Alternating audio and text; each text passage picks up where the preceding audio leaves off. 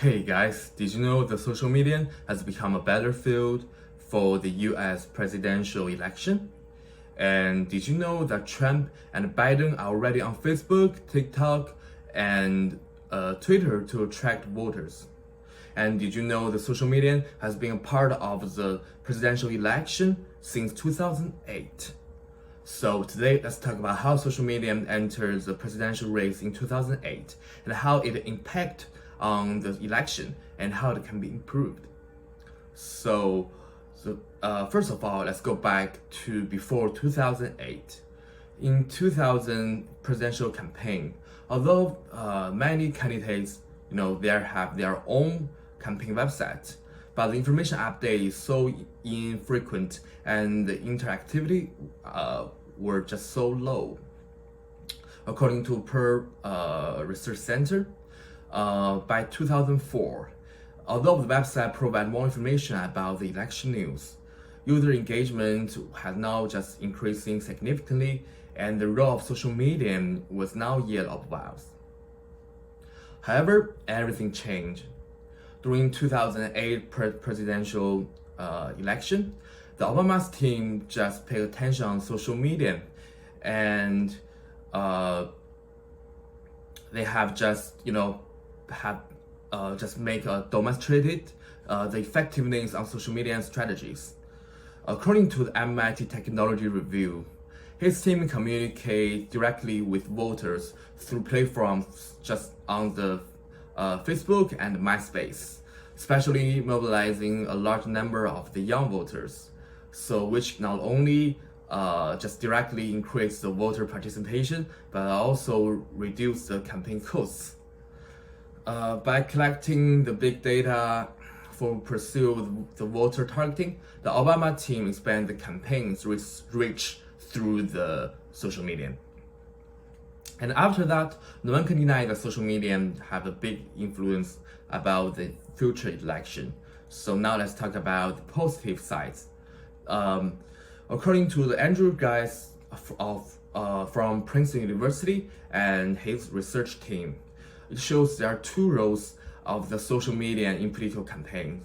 First of all, on the one hand, it can shape the flow of information and public perceptions of politics.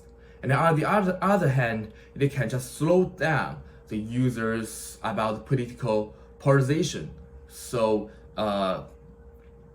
it can give candidate more chance to catch their voters. So overall, the social media has changed how candidates interact with voters, accelerating messaging and increasing voter engagement. At the same time, by analyzing big data on social media, campaigns team can just make a better plan to attract their voters. So, on the other side, when we finish the positive points, we just talk about how it can be improved. There are also two sides for the social media should be improved. And first one, which is really important to everyone, is the data privacy. Because I think no one wants their privacy on social media be checked by other people without their permissions. So, improve the protection of data privacy and security requires enhanced protection of user data to prevent misuse by just other third parties without permission. The Facebook, because I just remembered, the Facebook has leaked the data of more than 3 million users just used for the election, and this privacy violations should be managed. This includes developing new data protection laws and regulations, such as the European Union's General Data Protection Regulations, just to make sure that any users in all EU member states, their protection of their data privacy. So for the second part, it's also very essential for everyone. It's about fake news, because the fake news just around our life. Sometimes we just cannot identify which one is true and which one is false. It also can be used on the election. So the combating fake news and misleading content, I think it's the social media companies need to take a greater responsibility for identifying and labeling, for the false or misleading content to improve the diversity and quality of information. According to the forthcoming poll review study by researchers from New York University and Genavo Alpha University in France, news publishers known for publishing misinformation get more points on news from August 2020 to January 2021. And you know what? It's got 6 times more likes, shares, and interactions. That's so ridiculous, but it just happened. Because the fake news even get 6 times more than the true stories that get more likes, shares, and interactions. That's unbelievable.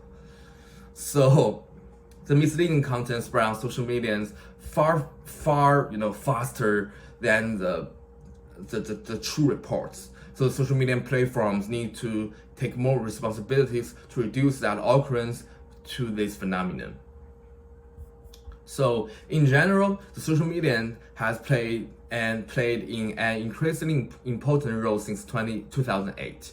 And even if it may still have many issues and problems, but we have reason to believe that it will eventually become the main battlefield in the presidential election. And I think that day just coming. Thanks for listening. Thank you.